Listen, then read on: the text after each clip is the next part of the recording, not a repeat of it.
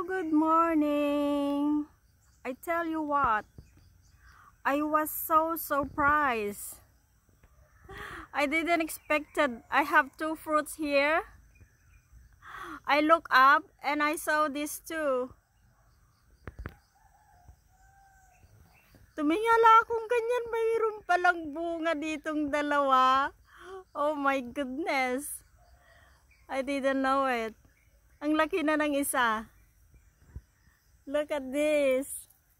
Wow, buti wala pang kagat ng insekto. Ang ganda niya, ang kinis. And this one also. Flawless pa sila. Wala pang kagat. Oh, so exciting.